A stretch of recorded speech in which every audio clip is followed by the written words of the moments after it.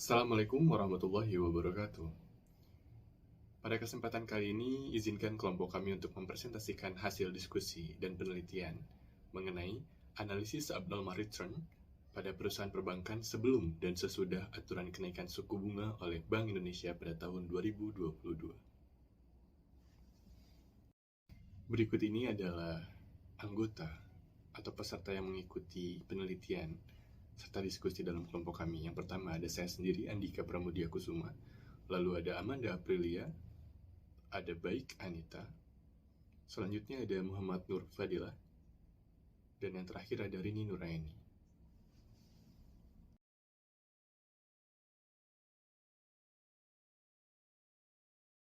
Baik, kita masuk kepada kerangka konseptual. Peristiwa kenaikan suku bunga acuan.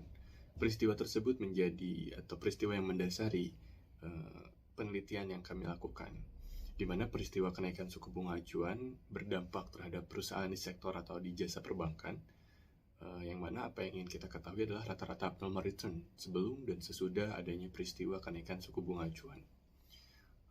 Abnormal return itu sendiri merupakan atau excess return merupakan kelebihan dari return yang sesungguhnya terjadi terhadap return normal. Return normal merupakan return ekspektasi atau return yang diharapkan oleh investor. Dengan demikian, return tidak normal atau abnormal return adalah selisih return yang sesungguhnya terjadi dengan return ekspektasi menurut Farid pada tahun 2008. Abnormal return dapat terjadi karena adanya kejadian-kejadian tertentu. Untuk lebih jelasnya akan dijelaskan oleh rekan-rekan saya. Assalamualaikum warahmatullahi wabarakatuh. Perkenalkan, nama saya Muhammad Nur Fadilah. Lalu di sini saya akan menjelaskan dan menyajikan data tentang saham harga perbankan dari pertanggal sendiri. Lalu untuk hari peristiwa kenaikan suku bunga sendiri terjadi pada 22 Desember 2022. Penelitian dilakukan 3 hari sebelum dan 3 hari setelah kejadian dengan periode estimasi 4 hari dimulai dari T-4 sampai T-8. Berikut merupakan data expected return dari berbagai macam saham.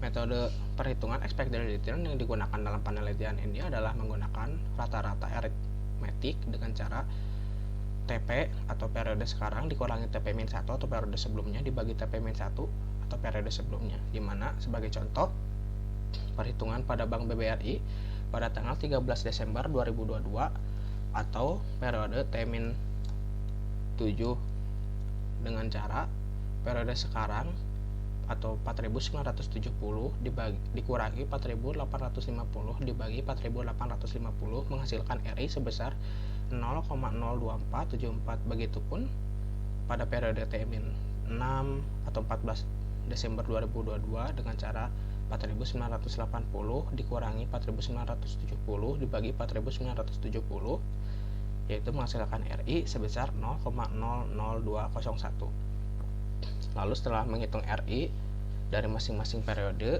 ditambahkan lalu menghasilkan expected return atau RI. Seperti yang bisa dilihat, data expected return BBRI adalah 0,0295, BBCA minus 0,01135, BBNI sebesar 0,02922, BMRI sebesar 0,01519, lalu BRIS dengan minus 0,01002, lalu BNLI sebesar minus 0,00474, BDMN 0,00001, BTPN dengan 0,00001, BNGA sebesar 0,01279 dan BTPS sebesar minus 0,4972. Untuk materi selanjutnya akan dijelaskan oleh teman saya, Baik Anita Rahmawati. Assalamualaikum warahmatullahi wabarakatuh.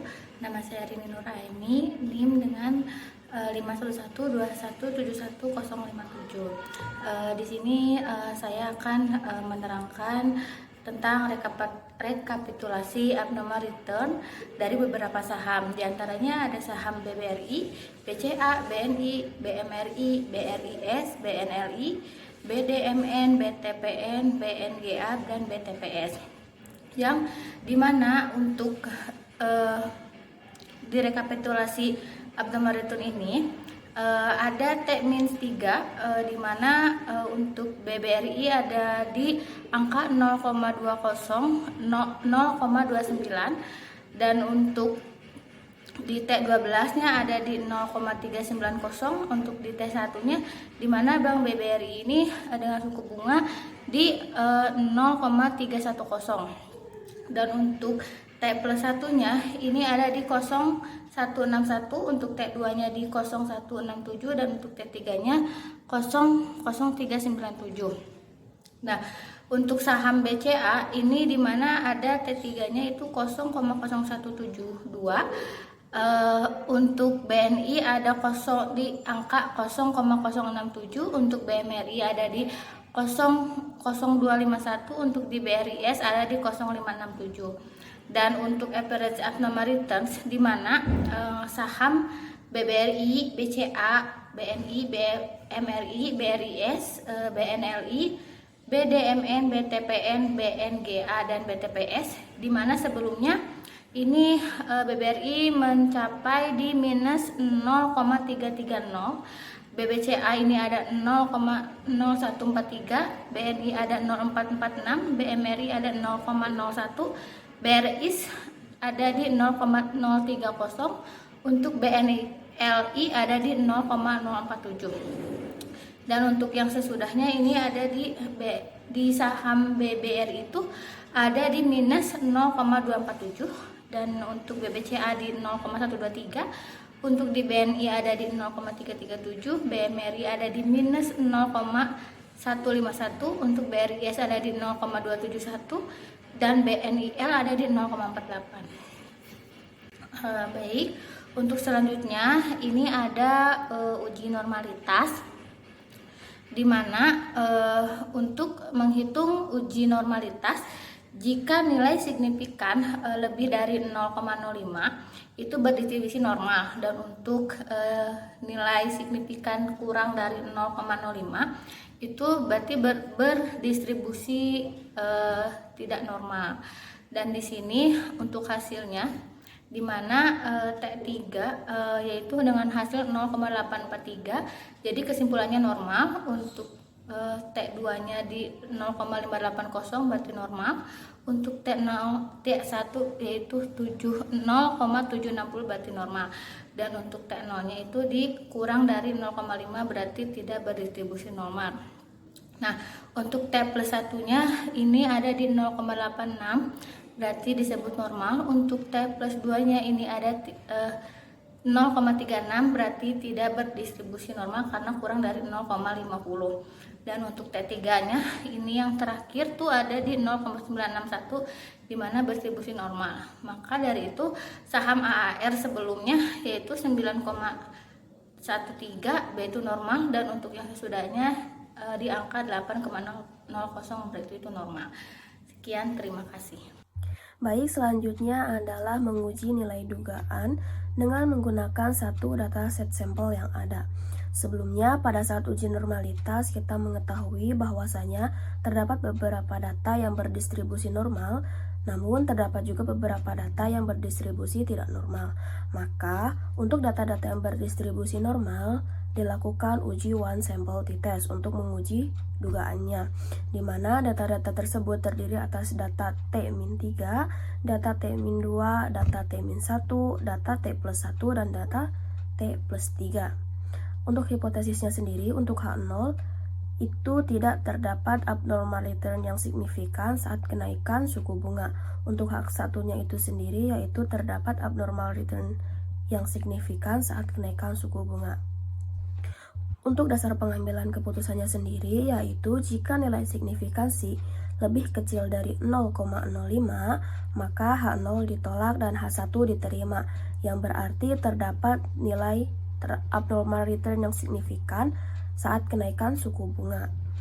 Lalu apabila nilai signifikansi lebih besar dari 0,05, maka H0 diterima dan H1 ditolak, yang berarti tidak terdapat abnormal return yang signifikan saat kenaikan suku bunga. Setelah dilakukan uji one sample t-test, ternyata didapatkan data bahwasanya T-3, T-2, T-1, T+1, dan T+3 itu memiliki nilai signifikansi yang berada di atas 0,05 atau lebih besar dari 0,05, sehingga didapatlah kesimpulan bahwa data-data tersebut tidak terdapat abnormal return yang signifikan saat kenaikan suku bunga. Baik, selanjutnya adalah menguji nilai dugaan dengan menggunakan satu data set sampel yang ada. Sebelumnya, pada saat uji normalitas, kita mengetahui bahwasanya terdapat beberapa data yang berdistribusi normal, namun terdapat juga beberapa data yang berdistribusi tidak normal. Maka, untuk data-data yang berdistribusi normal, dilakukan uji one sample t-test untuk menguji dugaannya, di mana data-data tersebut terdiri atas data T-3, data T-2, data T-1, data T+1, dan data T+3. Untuk hipotesisnya sendiri, untuk H0 itu tidak terdapat abnormal return yang signifikan saat kenaikan suku bunga. Untuk H1-nya itu sendiri yaitu terdapat abnormal return yang signifikan saat kenaikan suku bunga. Untuk dasar pengambilan keputusannya sendiri yaitu jika nilai signifikansi lebih kecil dari 0,05, maka H0 ditolak dan H1 diterima, yang berarti terdapat nilai abnormal return yang signifikan saat kenaikan suku bunga. Lalu apabila nilai signifikansi lebih besar dari 0,05, maka H0 diterima dan H1 ditolak, yang berarti tidak terdapat abnormal return yang signifikan saat kenaikan suku bunga. Setelah dilakukan uji one sample t-test, ternyata didapatkan data bahwasanya T-3, T-2, T-1, T+1, dan T+3 itu memiliki nilai signifikansi yang berada di atas 0,05 atau lebih besar dari 0,05, sehingga didapatlah kesimpulan bahwa data-data tersebut tidak terdapat abnormal return yang signifikan saat kenaikan suku bunga. Assalamualaikum warahmatullahi wabarakatuh. Perkenalkan, nama saya Amanda Aprilia. Di sini saya akan menjelaskan bagian uji paired sample t-test, yang dimana dasar pengambilan keputusannya dari one sample t-test, yang jika nilai sig kurang dari 0,005, maka HO ditolak. Tapi jika nilai sig lebih dari 0,005, maka HO diterima. Yang hipotesisnya, HO tidak terdapat pengaruh kenaikan suku bunga terhadap 10 saham, dan HA terdapat pengaruh kenaikan suku bunga terhadap 10 saham. Berdasarkan hasil uji paired sample t-test, terlihat dari tabel yang kita sajikan ini bahwa nilai signifikansi yaitu 0,021, yang berarti lebih besar daripada 0,005. Maka HO diterima, yang berarti tidak terdapat pengaruh kenaikan suku bunga terhadap 10 saham. Baik, kita telah sampai kepada kesimpulan. Dari hasil analisis dan penelitian yang kami lakukan, kami menyimpulkan bahwa setelah dilakukan penelitian, kunci utama untuk mengukur pasar efisien adalah hubungan antara harga sekuritas dan informasi. Berdasarkan penelitian ini, dapat disimpulkan bahwa tidak terdapat perbedaan rata-rata pada abnormal return yang signifikan pada periode sebelum dan sesudah aturan kenaikan suku bunga oleh Bank Indonesia pada tahun 2022. Baik, terima kasih. Sekian presentasi dari kelompok kami. Mohon maaf jika masih banyak kesalahan. Wabillahi taufiq wal hidayah. Wassalamualaikum warahmatullahi wabarakatuh.